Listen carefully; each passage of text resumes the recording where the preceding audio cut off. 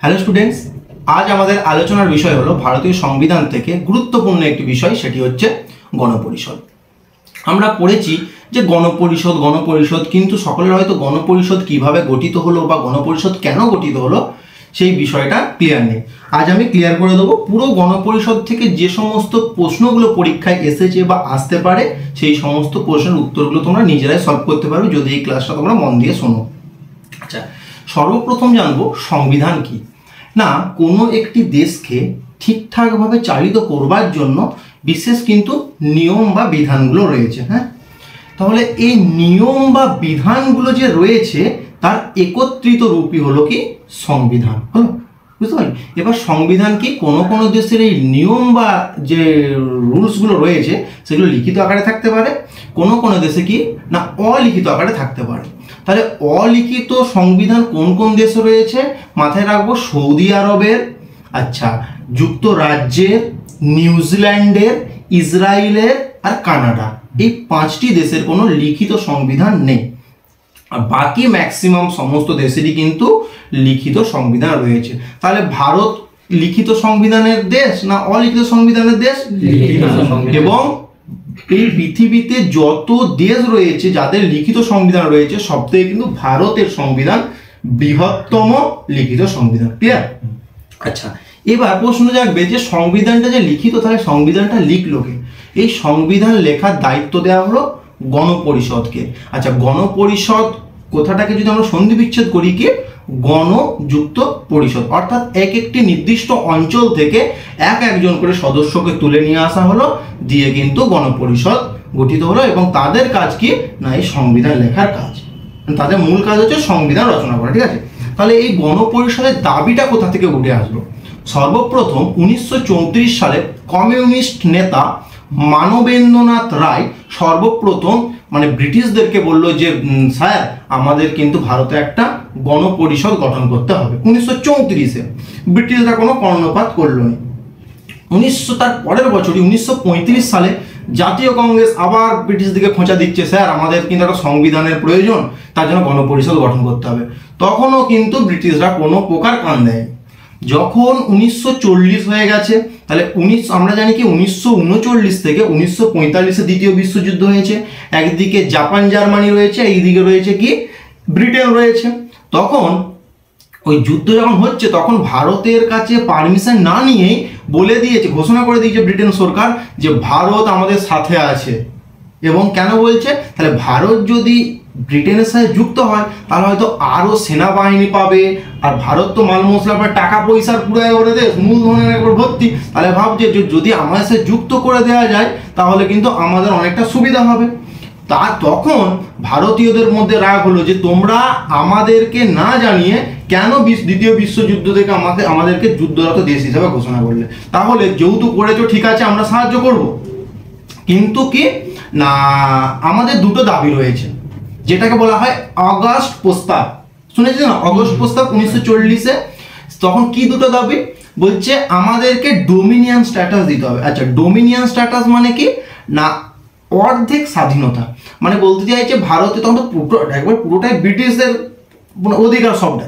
বলতে চাইছে ঠিক আছে তোমরা শাসন করবে, ঠিক আছে আমাদের ভারতে আমরাই শাসন করব, কিন্তু তোমাদেরকে সেটা জানাবো। দুটো বিষয় আছে, ডোমিনিয়ন স্ট্যাটাস, একটা হচ্ছে স্বরাজ। পূর্ণ স্বরাজ মানে কি আমাদের ভারতে আমরা আমাদের মতো করে থাকবো, সেটা হচ্ছে পূর্ণ স্বরাজ। আর ডোমিনিয়ন স্ট্যাটাস মানে কি আমাদের ভারতে আমাদের মতোই থাকবো, কিন্তু পারমিশনটা একবার জাস্ট নিয়ে নেবো ইংরেজদের কাছ থেকে। বুঝতে পারলি? বললো ডোমিনিয়ন স্ট্যাটাসে মর্যাদা দিতে হবে। ইংরেজ সরকার বললো ঠিক আছে। আর একটা বললো কি অগস্ট প্রস্তাবে যে আমাদের গণপরিষদ গঠন করতে হবে। ব্রিটিশ সরকার বলছে ঠিক আছে তাও হবে, দিয়ে বললো ঠিক আছে তোমরা গণপরিষদ গঠন করো। ইংল্যান্ড থেকে 3 জন সদস্যের একটা গ্রুপকে পাঠালো, যেটাকে আমরা জানি কি মন্ত্রী পরিষদ। 1946 সালে ভারতে এলো কিসের জন্য? গণপরিষদ গঠন তথা সংবিধান রচনার কাজ শুরু করবার জন্য। বুঝলি? আচ্টা, 3 জন যে ব্যক্তি এসেছিল বিরাট ইম্পর্টেন্ট, মাথায় রাখবি। যে চেয়ারম্যান ছিল, ওই যে 3 জন লোক বা মন্ত্রী মিশন এসেছিল 1946 সালে, 3 জনের মধ্যে যে চেয়ারম্যান ছিল তার নাম হচ্ছে কি sir Patrick Lawrence. Sir Patrick Lawrence হচ্ছে ওই যে মন্ত্রী পরিষদে মন্ত্রী মিশন এসেছিল বা ক্যাবিনেট মিশন এসেছিল, তার চেয়ারম্যান ছিল। আর দুজন ছিল কে, স্ট্যাফোর্ড ক্রিপস মিশন এসেছিল 1942-এ, ওই স্ট্যাফোর্ড ক্রিপস আর আরেকজন এসে এবি আলেকজান্ডার। ঠিক আছে, তাহলে এখানে প্রশ্ন আসতে পারে যে যখন ক্যাবিনেট মিশন ভারতে গণপরিষদ রচনার কাজ শুরু করবার জন্য এসেছিল, তিনজন ব্যক্তি কে কে এসেছিল? তাহলে কি প্যাথিক লরেন্স হচ্ছে কি চেয়ারম্যান বা চেয়ারপারসন, তারপরে ছিল স্ট্যাফোর্ড ক্রিপস আর একজন কে এবি আলেকজান্ডার। ক্লিয়ার? দিয়ে এবার কি গণপরিষদ গঠনের কাজ শুরু হলো। এবার কি না, গণপরিষদে কারা কারা মিলে কাজটা করবে, সদস্য সংখ্যা ঠিক হলো 389 জন সদস্য থাকবে। হ্যাঁ, মানে কি সারা ভারতে তো অনেক লোক, তাহলে সবাই মিলে তো সংবিধানটা তৈরি করা যাবে না, গণপরিষদ তৈরি করা যাবে না। ঠিক করা হলো কি প্রতি 10 লক্ষ জনগণ থেকে একজন একজন করে সদস্য আমরা নির্বাচন করব, দিয়ে গণপরিষদ গঠন করব। সেই গণপরিষদের কাজ কি হবে, সংবিধান রচনা করা। বুঝলি? আচ্ছা, তাহলে এই 389 জন, এখান থেকে বলতে পারে যে 389 জনটা কিভাবে নেওয়া হয়েছিল। 389 এর মধ্যে তো 292 জনকে কি না, ব্রিটিশ, যে ভারতে তখন তো ব্রিটিশরা শাসন করছে, ওই ব্রিটিশ শাসিত রাজ্যগুলো থেকে, বিভিন্ন রাজ্যগুলো থেকে 292 জনকে সদস্য হিসাবে নেওয়া হলো। আর প্রিন্সলি স্টেট বিষয়টা কেমন না, সেই সময়ে যে কিছু কিছু ভারতে ব্রিটিশ সাম্রাজ্য যখন ভারতে বিরাট মাথাচাড়া দিয়েছে, কিছু কিছু দেশীয় রাজ্য ছিল যেগুলো বলেছিল যে ইংরেজ বাবু আমাদের রাজ্যগুলো আমরাই শাসন করব, কিন্তু তোমাকে কিছু টাকা দেওয়া হবে, বা আমরা যখন কোনো কিছু মানে ব্যবস্থা শুরু করব তোমাদের কাছ থেকে পারমিশন নেবো। বুঝতে পারলি? সেগুলো বলে প্রিন্সলি স্টেট। ওই প্রিন্সলি স্টেট থেকে 93 জন সদস্য কিন্তু যুক্ত হয়েছিল। বুঝতে পারলি? তাহলে কি 292 তো ব্রিটিশ বিভিন্ন ভারতের যে সমস্ত রাজ্যগুলো রয়েছে ব্রিটিশ রাজ্য, সেখান থেকে এসেছিল 292, আর 93 এসেছিল কি প্রিন্সলি স্টেট বা যেগুলো দেশীয় রাজ্যগুলো থেকে 93 জন, আর 4 জন এসেছিল সদস্য তোর মুখ্য নির্বাচক অঞ্চল থেকে কিন্তু এসেছিল। বুঝলি? তাহলে 389 জন সদস্য হয়ে গেল। পরবর্তীকালে দেখবো যখন দেশভাগ হয়ে যাচ্ছে, পাকিস্তান আর হচ্ছে ভারতের দুটো আলাদা গণপরিষদ গঠিত হচ্ছে, ঠিক আছে, দুটো আলাদা সেপারেট হয়ে যাচ্ছে, তখন দেখবো গণপরিষদের মোট সদস্য পড়ে থাকবে 299 জন। ঠিক আছে, তাহলে কি মাথায় রাখবো, গণপরিষদে মোট 389 জন সদস্য নিয়ে গণপরিষদ গঠনটা মানে গণপরিষদের কাজ শুরু হয়েছিল। আচ্ছা, প্রথম তাহলে অধিবেশনটা কোথায় বসেছিল, মাথায় রাখবি দিল্লির কনস্টিটিউশন হলেতে প্রথম অধিবেশন বসেছিল। কত সালে?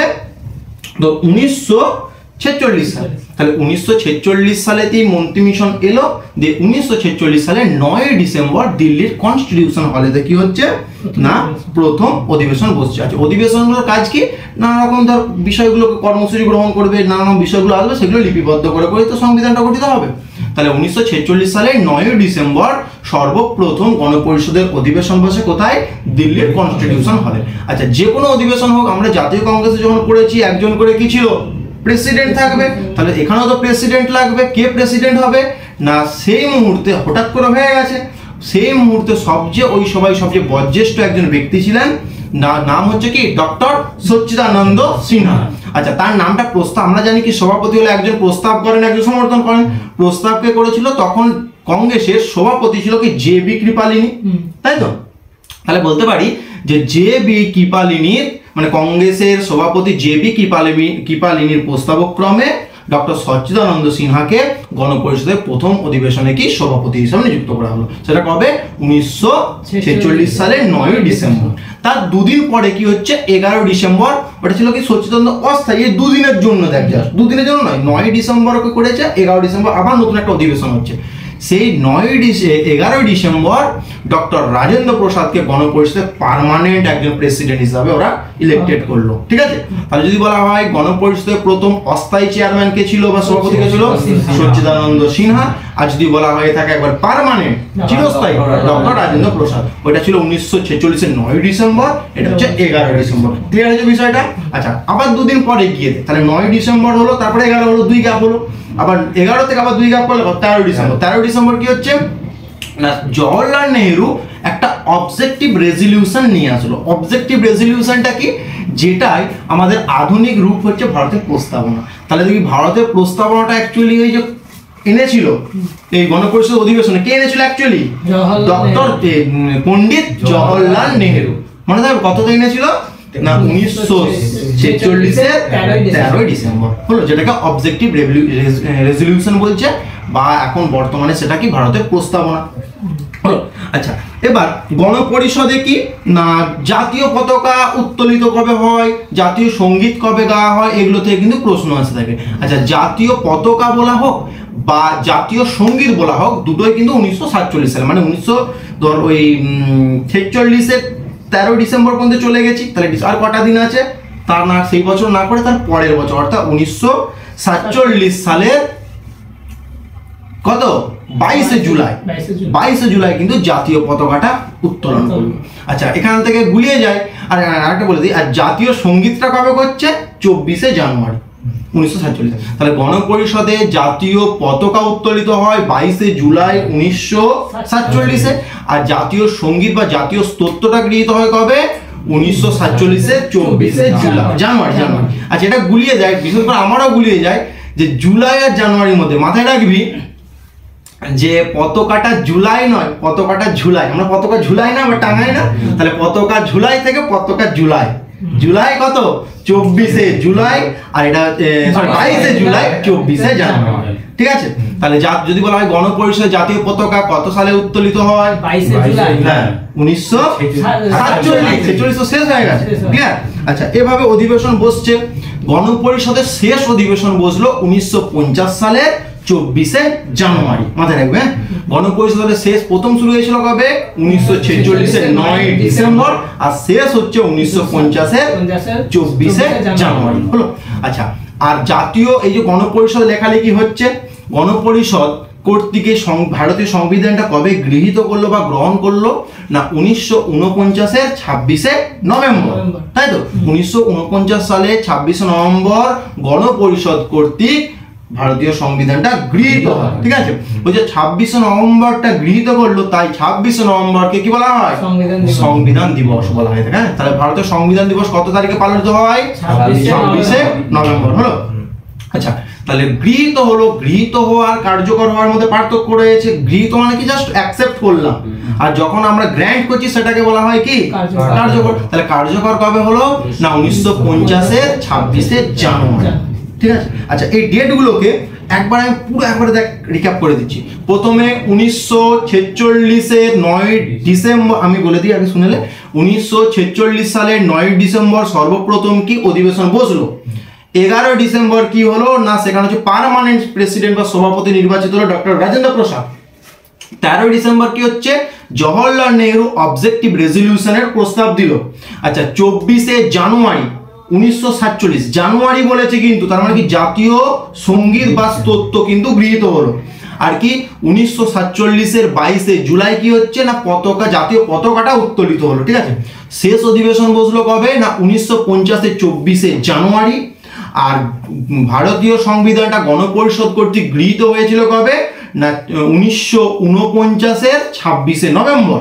আর কার্যকরী হলো কত, 1950-এর 26শে জানুয়ারি। ক্লিয়ার হয়ে যাওয়াটা।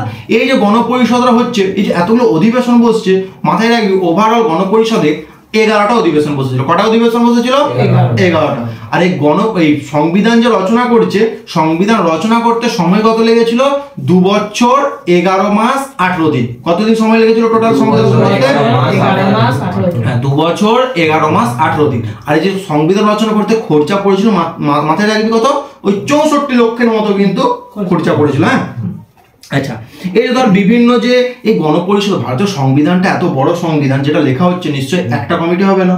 আমরা ধর কোনো একটা অনুষ্ঠান হয়ে গেলে একটা কমিটি, এই কমিটির দায়িত্ব ওখানে, এই কমিটির ওইটি করা কাজ, তাই তো। তাহলে নিশ্চয়ই সংবিধান যেহেতু রচনা হচ্ছে, ওখানেও তো কমিটি লাগবে। সেখানে অনেক কমিটি গঠিত হয়েছিল, আমাদের এত কমিটি জানার দরকার নাই। সবচেয়ে ইম্পর্টেন্ট কমিটি হচ্ছে ড্রাফটিং কমিটি বা খসড়া কমিটি। ঠিক আছে, যার প্রেসিডেন্ট কে ছিল, ডক্টর বি.আর. আম্বেদকর। আচ্ছা, ড্রাফটিং কমিটি কত সালে এস্টাবলিশড হয়েছিল বা গঠিত হয়েছিল, মাথায় রাখবে 1947-এ 29শে আগস্ট। 1947 সালের 29শে আগস্ট কি নয়, ড্রাফটিং কমিটিটা গঠিত হয়েছিল, যার সভাপতি কে ছিল, ডক্টর বি.আর. আম্বেদকর। আচ্ছা, এই ড্রাফটিং কমিটিতে মোট সদস্য ছিল কজন, 7 জন সদস্য ছিল। তাহলে সভাপতি বা চেয়ারম্যান কে ছিল, ডক্টর বি.আর. আম্বেদকর। তারপরে মাথায় রাখবি গোপালেস্বামী আয়েঙ্গার, কে মুন্সি, আচ্ছা কৃষ্ণস্বামী আয়ার, তারপর হচ্ছে মোহাম্মদ সায়েদুল্লাহ, ডিপি খৈতান, আর হচ্ছে বিএল মিত্র। ডিপি খৈতান যখন 1948 সালে মারা গেল, তখন তার জায়গায় টিটি কৃষ্ণমাচারিয়া এসেছিল। আর বিএল মিত্র যখন অসুস্থ হলো তার পরিবর্তে বিএন রাও কিন্তু এসে যোগদান করেছিল, মাথায় থাকবে। তাহলে গণপরিষদের যে বিশেষ অনেকগুলো কমিটি তৈরি হয়েছিল, তার মধ্যে একটি গুরুত্বপূর্ণ কমিটি হচ্ছে কি ড্রাফটিং কমিটি বা খসড়া কমিটি, যেটা 1947 সালের 29 আগস্ট কিন্তু গঠিত হয়েছিল। 7 জন সদস্য ছিল, সভাপতি কে ছিল ডক্টর বি.আর. আম্বেদকর। ক্লিয়ার? আচ্ছা, এছাড়া আরো কিন্তু অনেক কমিটি গঠিত হয়েছে, যেমন union powers committee. Union powers committee বলুক বা ইউনিয়ন কনস্টিটিউশন কমিটি বলুক, এই দুটো কমিটির নেতৃত্ব ছিল কে? জওহরলাল নেহরু। ঠিক আছে? আচ্ছা, মাথায় রাখবি পোকো, এখন মোবাইল বেরিয়েছে না, পোকো, তাই তো? পোকো, পো ফর পাওয়ার আর কো ফর কনস্টিটিউশন, এটা কি জওহরলাল নেহরু। মাথায় রাখবি পোকো ফোন ইউজ করতো জওহরলাল নেহরু।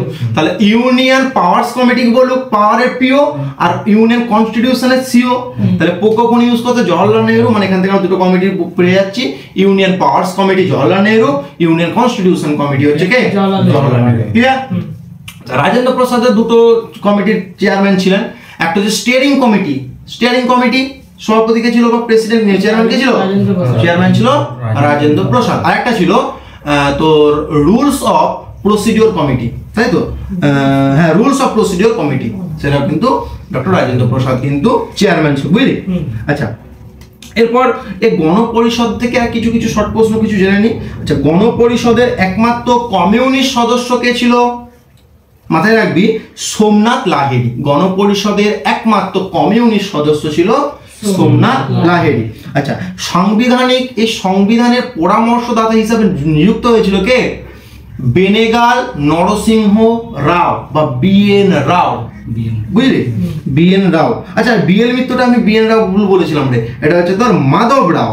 বিএল মিত্র হচ্ছে বললাম না যে অসুস্থ হয়ে যাওয়ার পর ওখানে দাঁড়িয়েছিল কি মাধব রাও।